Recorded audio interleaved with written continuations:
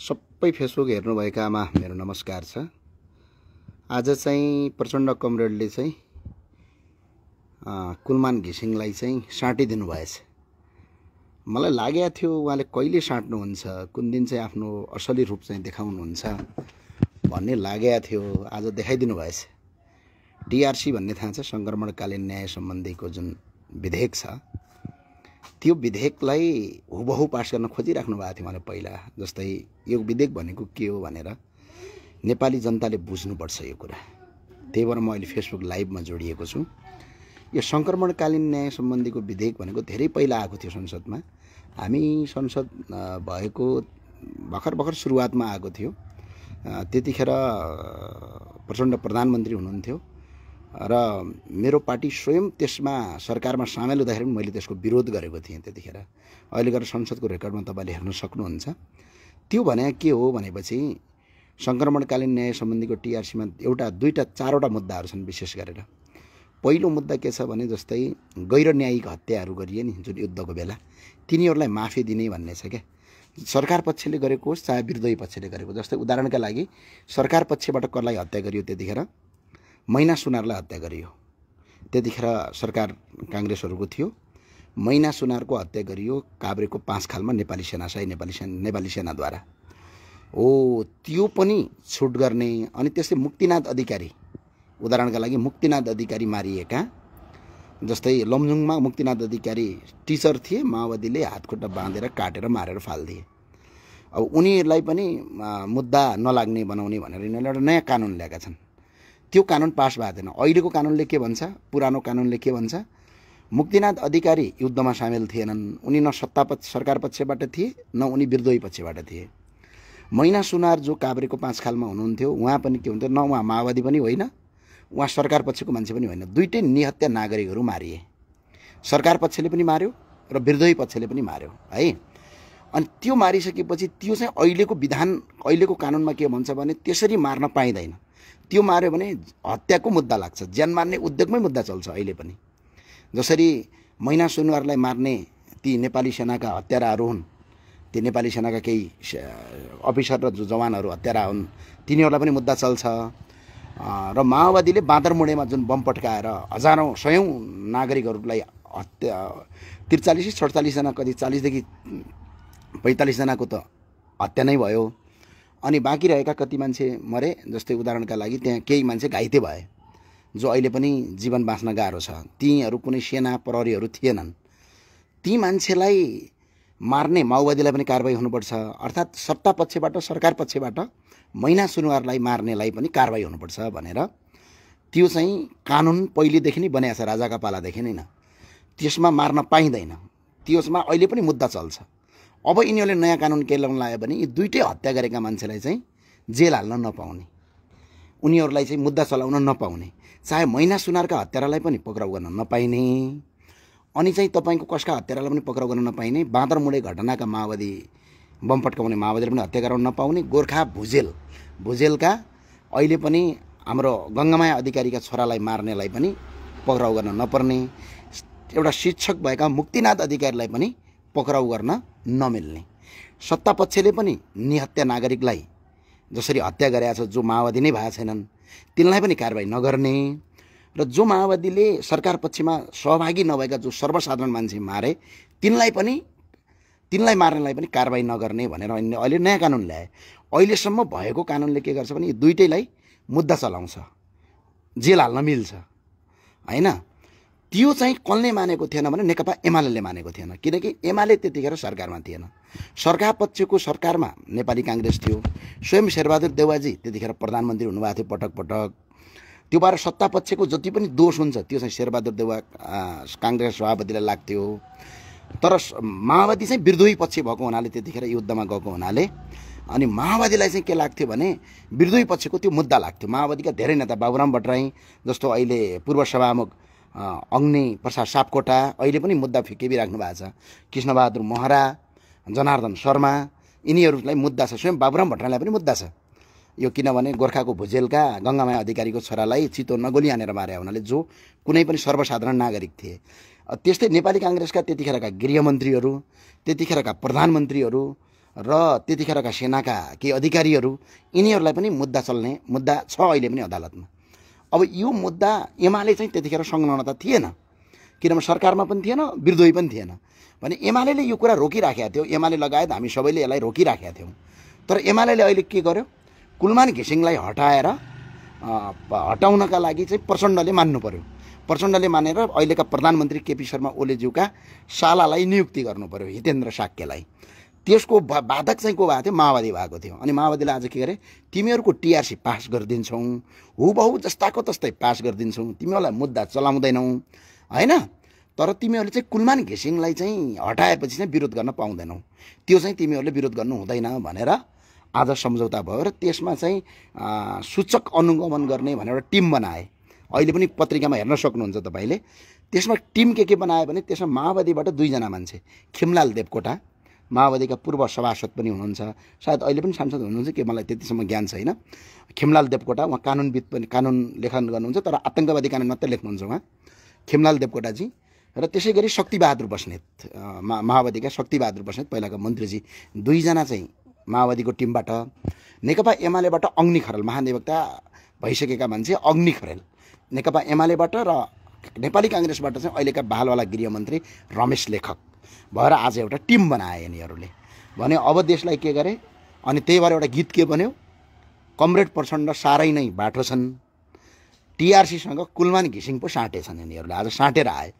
त्यो भावनाले मुद्दै नचल्ने गरेर यसरी देशलाई बर्बादीतिरको बाटोमा लगे। र आज नेपाललाई लोडसेडिङ मुक्त गर्ने नेपालीहरूको मनमा भएको यस्तो असल कर्मचारी हामी जुम्लीका लागि, कर्णालीका मान्छेका लागि, सिङ्गो नेपालीका लागि भगवान सरह हेर्नुहोस् त्यो मुनि मान्छे। म आज पनि सम्झिन्छु, जुम्लामा बिजुली थिएन, त्यतिखेरका सांसद माओवादीका हुनुहुन्थ्यो, उहाँलाई चाहिँ भित्र छिर्नै दिनुभएको थिएन, किनकि उहाँले उल्टाङ पुल्टाङ काम गर्नुहुन्थ्यो। र म त्यतिखेर अभियन्ता थिएँ, जुम्लामा बिजुली छैन भनेर गइयो, म जसरी पनि बिजुली लिन्छु भन्नुभयो। आज पनि त्यो भिडियो हामीसँग छ।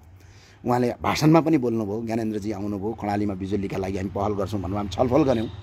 र कर्णालीमा जुम्लामा बिजुली आज मुगुको सम्म पुगेको छ, कालीकोटसम्म बिजुली पुगेको थिएन त्यतिखेर। त्यो बिजुलीलाई राष्ट्रिय प्रसारण लाइन जोड्नु थियो, छलफल गऱ्यौँ। यति सहजका साथ छलफल गरेर कर्णालीलाई बिजुली बाल्नुपर्छ। म पनि दूरदराजको मान्छे भन्नुभयो। उहाँ स्वयं राष्ट्रिय प्रजातन्त्र पार्टी रापरबाको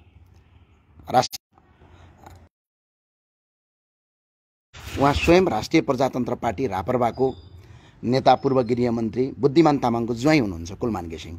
र कुलमान घिसिङको उहाँ श्रीमती अहिले पनि राष्ट्रिय प्रजातन्त्र पार्टीको नगर उपाध्यक्ष हुनुहुन्छ हैन।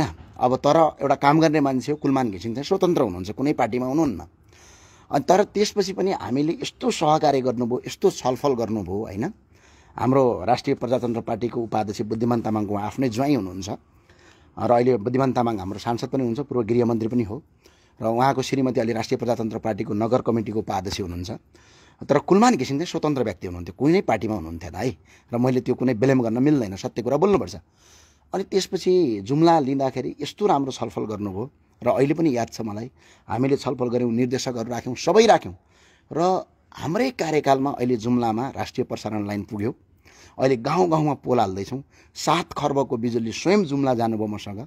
जुम्ला गएर हामीले विभिन्न अनुगमन गऱ्यौँ, छलफल गऱ्यौँ। र जुम्लाको अहिले पनि 132 केबी लाइनका लागि, राष्ट्रिय प्रसारण लाइन 132 केबीका लागि जुम्लाको उमगाडा खोलामा चाहिँ अहिले पनि स्टेसन बनाउने भन्यौँ, झन्डै 7 अर्ब रुपैयाँको। र त्यसपछि अनि 132 केबीको त्यो सम्झौता गरेर सकिसकेको छ। र अहिले पोल हाल्ने काम जारी छ। र अहिले 33 केबीको राष्ट्रिय प्रसारण लाइन जुम्लाका गाउँ गाउँमा आज बिजुलीका पोलहरू हालिराखेका छौँ। र आज मुगुसम्म 33 केबी पुगेको छ। एउटा सब स्टेसन बनाइसकेको छ, अर्को सब स्टेसन बनाउन बाँकी छ।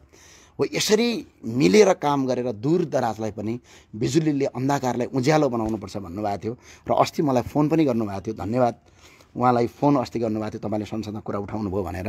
संसदमा सख्त हामीले विरोध गरेका थियौँ।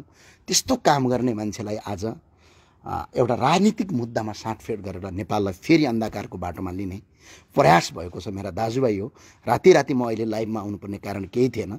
तपाईँको आफ्नो राजनीतिक मुद्दा होला, कोहीले हाम्रो मुद्दा मन पराउनु होला, कसैले हाम्रो मुद्दा मन नपराउनु होला, आफ्नो ठाउँमा छ। तर देशका यस्ता कर्मठ काम गर्ने कर्मचारीहरू अझै चाहिन्छ।